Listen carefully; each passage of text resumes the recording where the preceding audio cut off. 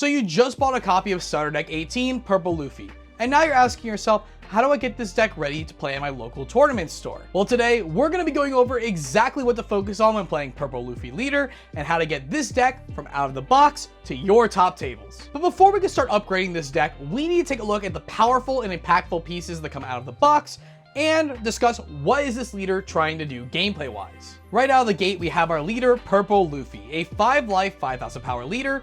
With activate main once per turn, you may add one card from the top of your life cards to your hand. If you have exactly 0 or 3 or more Dawn cards on your field, add up to 1 Dawn card from your Dawn deck and set it as active. So it's immediately clear that this leader is looking to be a ramp engine for the typical go big purple strategy by accelerating our curve and skipping our early, more mediocre Dawn turns for purple. Preferably, we want to go second and go straight from 4 Dawn to 5 Dawn on turn 2, where things start to get really good for the purple character suite. This is especially important when playing a purple Straw Hat something, as many of the cards check to make sure you're at 8 Dawn to use their abilities. And going second with 2 leader activations is the fastest way to hit that 8 Dawn threshold. And even though it costs you a life to ramp a card, it's actually a pretty good trade-off. You're getting card selection to figure out the best things you can play in your hand, and typically early on you have a lot of opportunity to counter for 1k or 2k to defend an attack on life. So you just trade that hit for more opportunity and build to that late game faster to oppress your opponent. But now let's identify the really strong tools coming out of this deck with the Purple Luffy leader. Surprisingly, this deck doesn't give you too much out of the box in terms of going big, which is typical of purple. Our biggest payoffs are this vanilla 10 cost Luffy with 12,000 power and this new 7 cost Luffy Taro,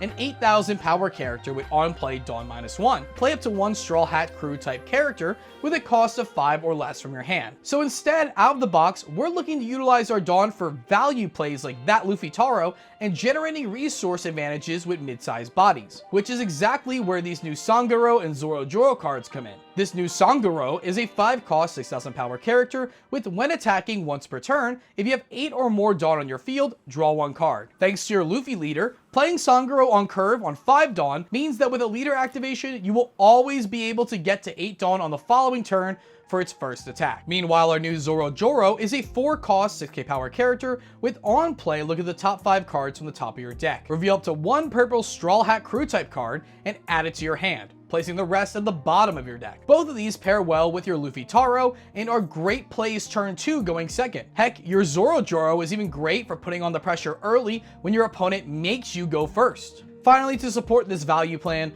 we have the new Onami, a 4 cost 2k power character with blocker, and on play, if you have 8 or more Dawn cards on your field, trash 1 card from your hand to draw 2. And now if you're looking for a full review of all the cards in this starter deck, you should go check out our Starter Deck 18 review, because that's a full look at each individual cards and how we assess them, what we think about them. But from this point on, we're only going to be looking at cards out of the starter deck that support our level 1, level 2, and level 3 decks, which means we're at the fun part of these videos, upgrading the deck. We'll be reviewing 3 levels of upgrades today.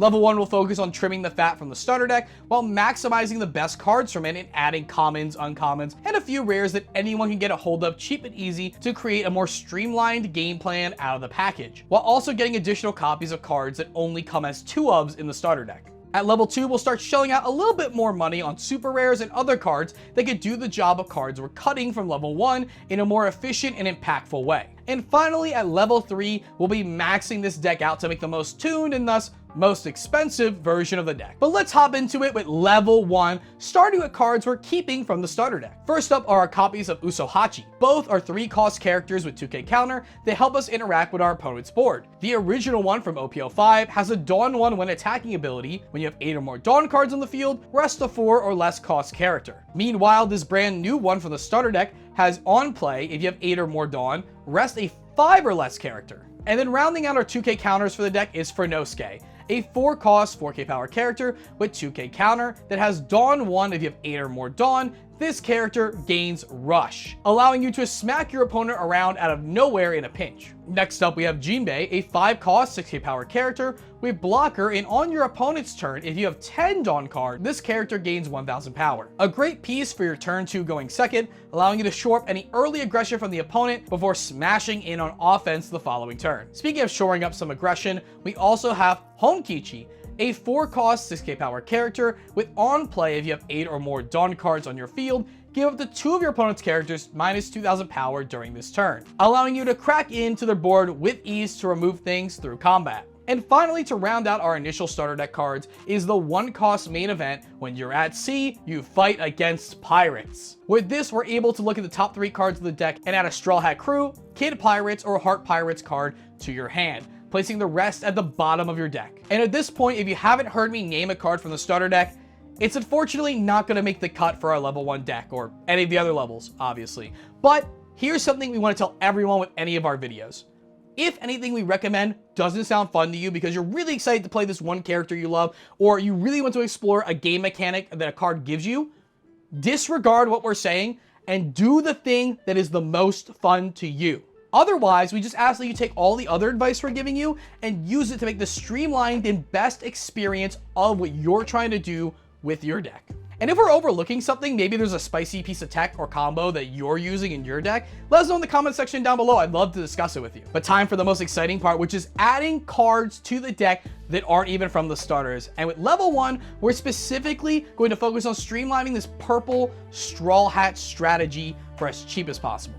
To begin, we want to add a few more higher end threats with this 6-cost AK Power Vanilla Sanguro from OPO5, so we can apply a bit more pressure on the Straw Hat sub-theme. Following that up, we're going to play some copies of OPO6's Shiki, a 2-cost 1k power character with blocker and on play. If you have 8 or more Dawn cards on your field, draw a card and then trash a card to help give you some more card selection and smooth out your hand. And finally, we absolutely have to add KO interaction, given this is a purple deck. So I'm suggesting the inclusion of Conqueror of 3 Worlds Ragnaroku, a 5-cost main event with Dawn -1, KO up to 1 of your opponent's characters with a cost of 8 or less. With this card, any problem pieces on the board are gone, whether it's giving your opponent utility or it's something that can swing down on your characters through combat. You're going to get the upper hand and make room to keep bashing in with your big plays, forcing your opponent to commit more Dawn to build out their board again. After all is said and done, this is what we'll be looking at for our level 1 deck. Feel free to mix and match some of these ratios, but this is what I'd personally recommend to get you started.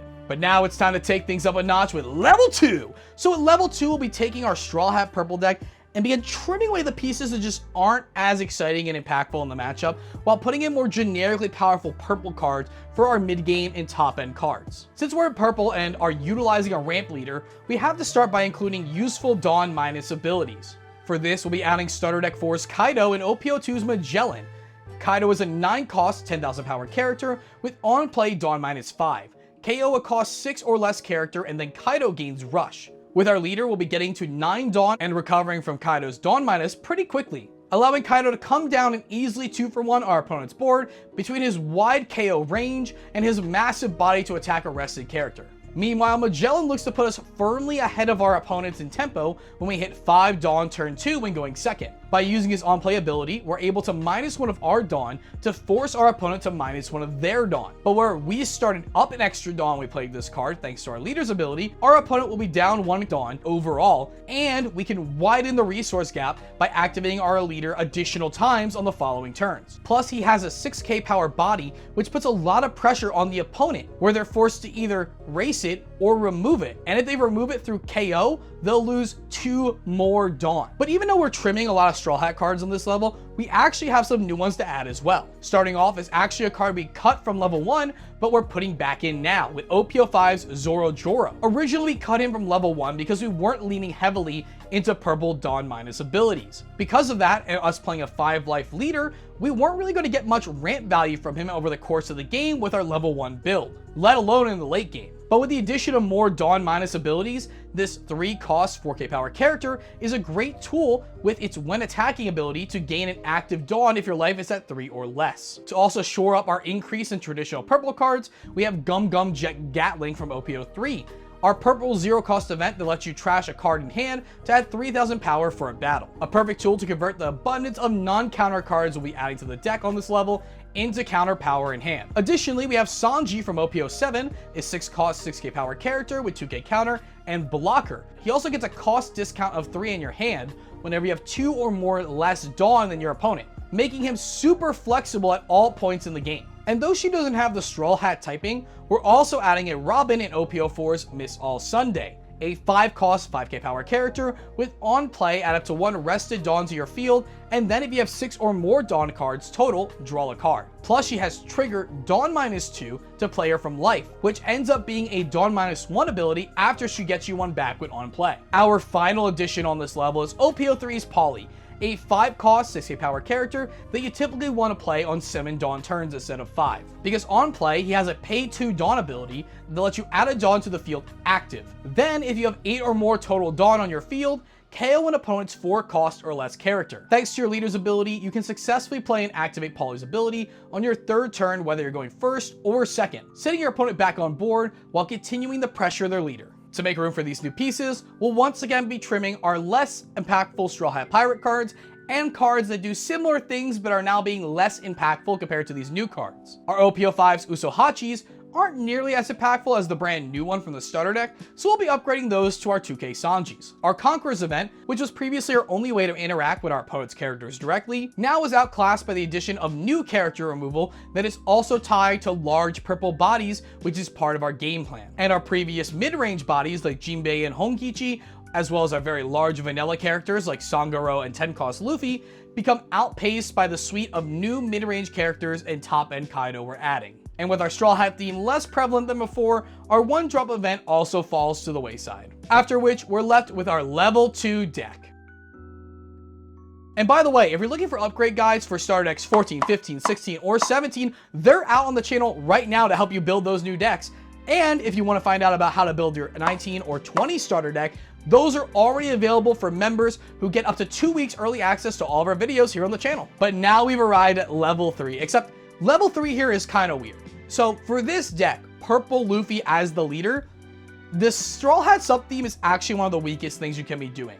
There's not a lot of Straw Hat purple cards that already exist before the starter deck gets released, and if you're playing in this current OP 8.5 meta, you're really looking to play a non-Straw Hat theme. But the weird thing is that as soon as we get to 09, with the purple black Straw Hat coming out, there's a bunch of new Straw Hat purple cards that make Purple Straw Hat Luffy the best version. So for our level 3 deck today, I'm going to do 3. I'm going to first go over exactly how you should build the non-Straw Hat version to play it at the highest level right now. I'm going to show you a Straw Hat version that's good to play right now to get you started on practicing it, and then show you sort of what an OP09 Purple Straw Hat Luffy deck is going to look like. So let's get right into it. Starting with our new top end pieces, we have OPO8 Charlotte Linlin and Starter Deck 10's Eustace Captain Kidd. Linlin is a 9-cost 9k power character with on play Dawn -1 and trash 1 card from your hand. You'll then add 1 card from the top of your deck to the top of your life, and then put a character with a cost of 6 or less your opponent controls on the top or bottom of their life face up. Linlin goes along with your 9-cost Kaido plan in providing a top-end large haymaker that interacts with your opponent's board. And as such, they fight over the slots that are left in the deck. And while you do definitely play both, I believe Linlin is a bit better matched into the current meta, but you can always adjust those final ratios from the deck list I show you to suit your desires to play the deck. Meanwhile, this Eustace Captain Kidd is a 7-cost 8k power character with on play and when attacking, Dawn -1. Give your leader an additional 1000 power until the start of your next turn. One of the flaws with a ramp deck leader like Purple Luffy is that even though your characters are hard to attack in combat, your leader is always an easy 5k target to aggro down.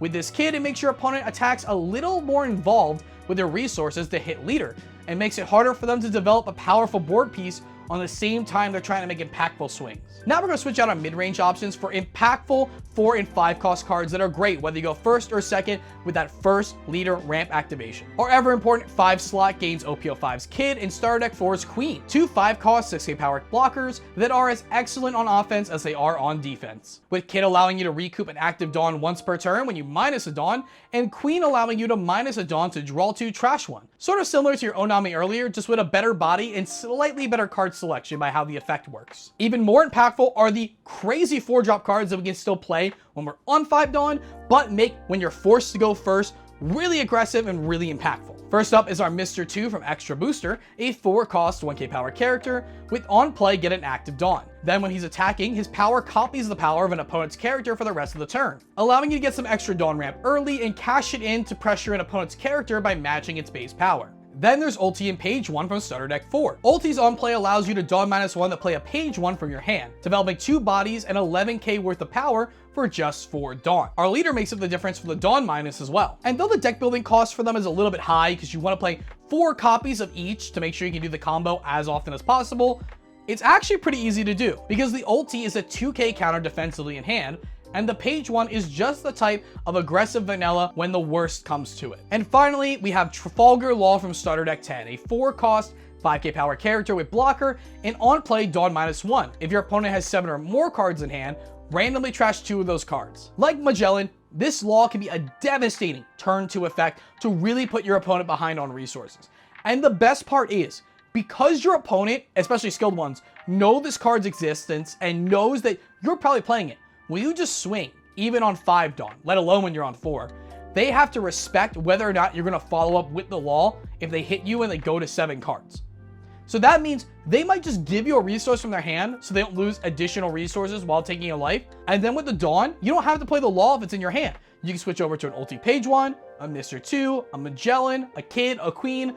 Just the existence of this line is going to put you so much farther ahead on resources. Rather than run through the cuts, let me just show you what the final level 3 deck looks like. Like I said before, we lose a lot of the typical Straw Hat package we were working on in level 2 for this max power Purple Luffy deck. But if you're still looking to stick to your Straw Hat theme in OP08, here's what I would recommend. Cards like Mr. 2 and Blocker Law still make the cut for great early game tools to leverage on board, especially since your character curve is a bit lower on average and you have the ability to multiply characters more easily in this build. Meanwhile, Queen still serves as a stalwart purple staple, and you could take your choice of Kaido or Lin Lin in the 9-cost slot. However, I recommend sticking to just one over the other, and I prefer the Kaido here to help commit to the aggressive board swarm strategy over Lin Lin's plan of trying to extend the game longer to populate more giant cards. But finally, as your finisher, you can play a Gear 5 Luffy from OP05, a 10-cost 12k power character with on-play Dawn -10 to place all your characters other than this character on the bottom of your deck in any order. Then after this turn, take an additional turn. Additionally, we have an Activate Main ability once per turn to pay a Dawn to get 1 back active. Now, I'm not going to sit here and tell you this 10-drop Luffy is the be-all end-all bomb that it felt like it was when it first came out.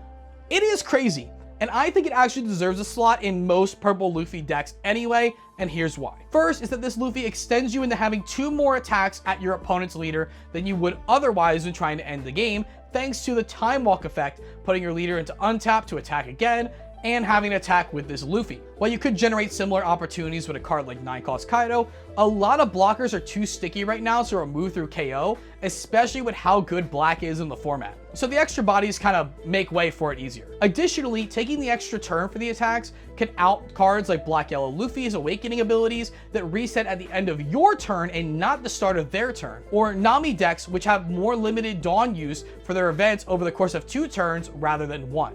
Plus, with tons of deck filtering like the Onamis and Queens still here, you could justify running just a couple of copies to find them when you need them, and just trash them away when you have them in hand early and they're not doing much in the matchup, leaving your final Straw Hat level 3 deck to look like this. But moving forward into OP09 with the release of Black Purple Luffy, you'll be getting a lot of purple Straw Hat support that makes it the dominant version of the Purple Luffy leader. And while I can't quite go over all the pieces right now, this Purple Luffy deck recently took top 4 at the Bandai Card Fest in the Philippines, leading to the powerful new 9-cost Secret Rare Luffy, 7-cost Rush Shanji that also disrupts their board, Straw Hat Crew's first purple 1-drop Searcher with Law, and an exciting new 1-drop event that offers 4k power and counter for 1 Dawn while letting you draw 2, trash 2 to filter. And that's our upgrade for Starter Deck 18, but let me know down below if I'm missing anything you guys want to hear about. And for members of the channel, we have an exclusive gameplay stream, but if you're looking for more great One Piece content, check out the channel and subscribe.